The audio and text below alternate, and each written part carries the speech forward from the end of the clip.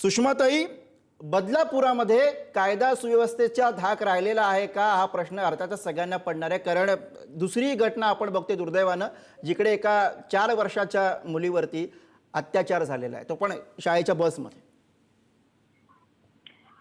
आपण जी घटना सांगताय या अशा घटना ऐकल्यानंतर डोकं भणभणायला लागतं। खरं मुळात अशा घटनांवर आम्ही व्यक्त काय व्हावं आणि कशा पद्धतीने व्हावं, माणूस म्हणून आपण जगायला पात्र आहोत का, इथपासून ते प्रशासन नावाची व्यवस्था आता अस्तित्वात आहे का। म्हणजे ज्या बदलापूरमध्ये शाळकरी मुलीच्या सोबत हे सगळं घडलं, आपण तेव्हाच वारंवार अगदी जोरदार पद्धतीने मागणी लावून धरत होतो की या शाळांची चौकशी झाली पाहिजे आणि महत्वाचं म्हणजे शाळांच्या स्कूल बसचे जीपीएस लोकेशन आणि शाळांमधून असणारी स्वच्छतागृह, त्या स्वच्छतागृहांमध्ये काम करणाऱ्या स्त्रियाच असल्या पाहिजेत आणि या बेसिक गोष्टींवरती लक्ष दिलं गेलं पाहिजे। तिथल्या जिल्हा पोलीस प्रशासनाकडूनही लक्ष दिलं गेलं पाहिजे आणि महिला बालकल्याण मंत्रालयानेही खास लक्ष घातलं पाहिजे।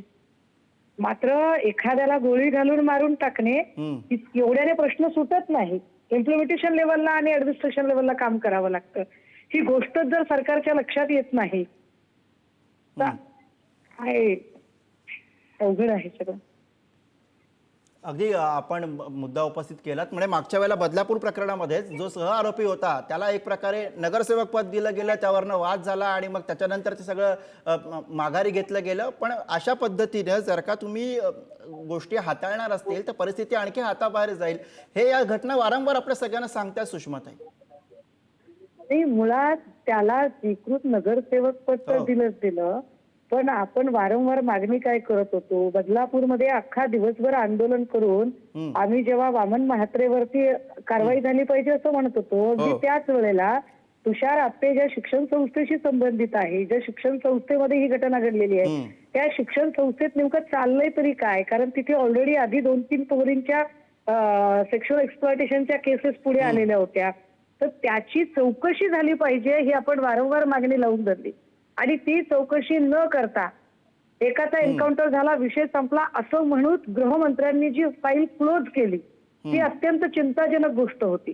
जर तिथे व्यवस्थित चपराक बसली असती तर कदाचित सगळ्याच प्रकारच्या, फक्त बदलापूरच नाही, राज्यभरातली जी शाळा प्रशासन आहे त्या राज्यभरातल्या शाळा प्रशासनांना एका अर्थाने चाप बसला असता।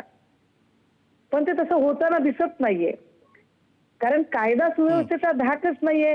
शाळा प्रशासनांनाही त्याचं काहीच वाटत नाही की बाबा स्कूल बस आहे, स्कूल बसची काळजी घेतली पाहिजे, स्वच्छतागृहाच्या तिथे काळजी घेतली पाहिजे, शाळेचं जे प्लेग्राऊंड आहे त्या प्लेग्राऊंडच्या तिथे सीसीटीव्ही कॅमेरे बसवलेले पाहिजेत, त्याची काळजी म्हणजे ज्या बेसिक गोष्टी आहेत। राजकारण सोडून द्या, एवढ्या छोट्या बाळाच्या संबंधाने जेव्हा घटना घडते ना तेव्हा पक्षीय राजकारण हा मुद्दा अतिशय क्षुद्र ठरतो। खरं आपण म्हणतो त्याप्रमाणे मी स्वतःही एक आई आहे, मुलींची सुरक्षितता अशा घटना ऐकल्यानंतर आमच्याही काळजाचा थरकाप उडतो की अरे आमची मुलं शाळेला जातात। खरं आहे सुषमाताई, अगदीच म्हणजे अशा पद्धतीनं जेव्हा एखादी घटना घडते तेव्हा कोणाकोणाला प्रश्न विचारायचे, शाळेला प्रश्न विचारायचे, यंत्रणाला प्रश्न विचारायचे, सरकारला प्रश्न विचारायचे, मात्र तात्पुरती याची सगळी उत्तरं दिली जातात ज्यावरती जर का ठोस काही होत नसेल तर आपण काय करायचा सवाल आहे। धन्यवाद सुषमाताई आपण दिलेल्या या प्रतिक्रियेसाठी।